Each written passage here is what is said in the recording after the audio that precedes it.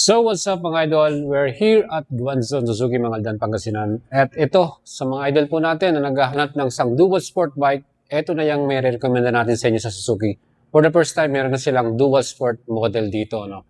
And the best thing, ang mga highlight dito, meron siyang single channel ABS, futuristic design na LED headlight, and syempre signal light. USB charger, meron na rin siya. And carrier or top box frame, meron na rin dito.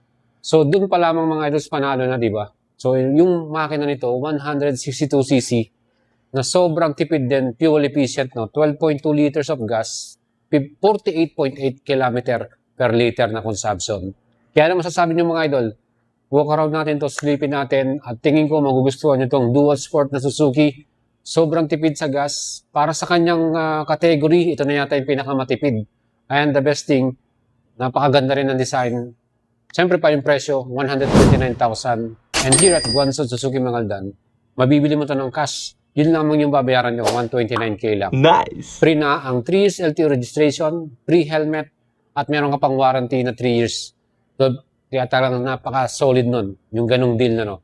Kaya punta na kayo dito, bisita kayo dito, or mag-PM kayo sa atin kung gusto nyo makakuha nitong bagong Suzuki DR160. 2026 new model from Suzuki Motorcycle Philippines. Diba? Sakyan natin mga idol, pakita natin sa inyo. Ayan. Mataas po yung seat height ito, 845mm. 5'6 po ako. Ayan po yung ating tip 2 po tayo, no? Medyo mataas sa atin. Pero kayang-kaya pa naman natin to. Solid pa rin. Alright. So yan guys, pagmasdan nyo mabuti itong ating bagong dual sport ng Suzuki DR160. Again, dalawang kulay ang available nito. Meron tayong solid black. Ito, puro black siya, no? Na may decals na may red lang na konti. So meron din tayong solid white nito. So ayan guys, ang ating new model 2026. So tingnan natin yung pinaka-headlight design. So sabi ko nga sa inyo, very futuristic yung style. May daytime running light na, no? Ayan, no? Daytime running light. And projector lamp pa. So malinaw yan mga idols, ano? Tingnan nyo mabuti. And yung signal light natin, LED rin lahat yan. So the best thing, modern na, ano, hindi sila gumamit ng mga bulb type lang, no? So LED na, matipid sa voltage na, sa kuryente. Ayan. And malinaw siyempre. So doon pa lang sa ilaw natin, solid na, no? Tingnan natin yung pinaka rear light natin dito. Ito naman yung pinaka-rear taillight natin.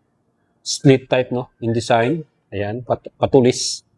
Okay din. Tapos flexible yung mga ano natin, indicators, no? Pwede mong galawin, no? So, hindi ka agad siya mababali. Hindi kagaya ng iba minsan, talagang sobrang tigas. And ito yung ating reflectorized and may plate lamp tayo dito. Ayan. So, solid na. The best thing, meron na tayong ready na carrier. Ayan. Rear carrier. Top box na lang yung bibili ninyo. So, I think made in plastic siya, no? Hard plastic. Ito, plastic ba to or ano? Alloy? Hindi ko maintindihan. Pero syempre, yan po, magandang bagay yan. Meron na tayong frame. And yung ating pinaka-muffler, meron siyang stainless tip, no? Pinaka-tip natin, stainless. Ganda rin.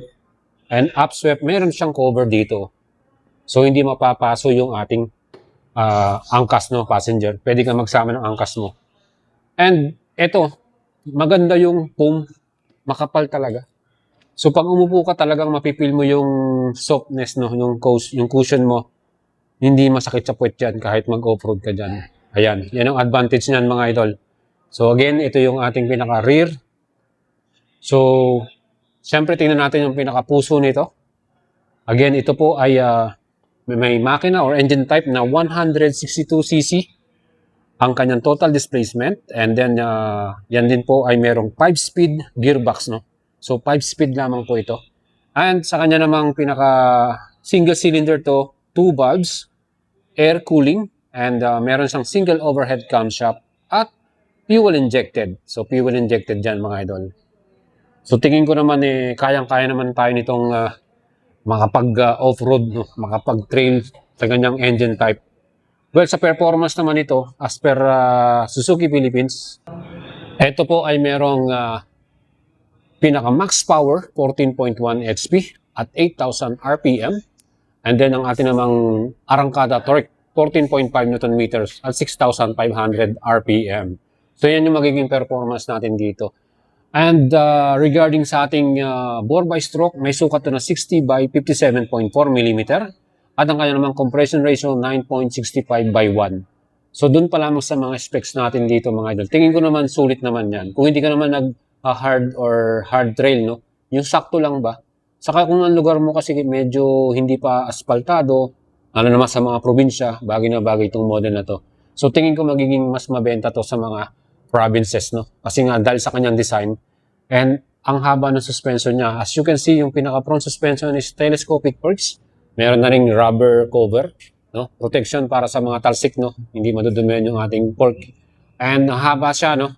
And mataba din naman yung ating suspension sa pinaka-front side natin. Tingnan natin yung likuran. And dito naman sa ating rear suspension, ayan, nakita nyo. So, monoshock din siya, via swing arm, ayan, metal swing arm natin. Mahaba din. And here, meron din siyang adjustment, no? Preload adjustable din yan. Yung ating rear suspension na yan, mga idol. So, tingin ko magiging maganda rin yung bounce and laro niyan kahit meron ka pang passenger dyan. So, pwede nating patigasin pag may passenger ka and palambutin pag mag-solo ka lang. So, sa atin naman braking power, iba naman yung braking power nito kasi round disc na siya, no? And hindi kagaya sa V-Strom na naka-pedal style. So, here makikita mo yung ABS wire. Ayan, may ABS wire siya. Equipped to ng single channel. So, front lamang yung ating may ABS. 2-piston caliper with ABS na yan. Solid na rin yan mga. So, meron tayong ABS sa harapan. And para naman sa ating rear brake, ayan, ito na yung brake natin. Yan din po ay naka-single piston, pero ito walang ABS dahil sa harap na round disc pa rin. Pero malaki yung disc natin, no? And as you can see, quality naman yung pagkaka-build niya, no? Di ba mga idol? Let me know, mag-comment kayo sa ating video, ano masasabi nyo dito sa ating DR160 dual sport bike. Check naman natin yung gulong natin, mga idol. So yung ating gulong, mga idol, yan po ay dual sport type. So meron tayong metal na spoke and rims, no? So naka-spokes and rims na to. And sa size ng gulong, 1990 by 19 yung front size natin. Yung brand pala nito ay CST tire. So CST tire yung ginamit nila dito. And here naman sa ating rear na wheels, no? CST brand din yung tire natin. Dual sport din. Iba yung pagkakaano niya, no? Yung pagkakagawa ng tires natin dito. And dito naman, 110/90 by 17. So 17 inch yung ating wheels dito. And mas malapad siya dun sa harapan. Okay? So yan guys. Yan po yung ating mga size ng gulong.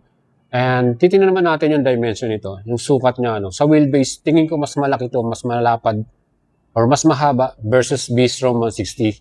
And ito naman merong sukat at 1,365 mm. 1,365 mm ang kanyang sukat. And para naman po sa ating ground clearance, itong the best dito. Matangkad kasi ito eh. 244 mm yung ground clearance dito mga idol. Talagang mataas siya. Kaya nga mataas yung seat height natin dito. And yung naman kanyang bigat, mas magaan to, no? Kaysa po sa ating V-Strom 138 kilograms. Because of the, siguro dahil naka rim spoke wheel siya, mas magana siyang tignan. Ano?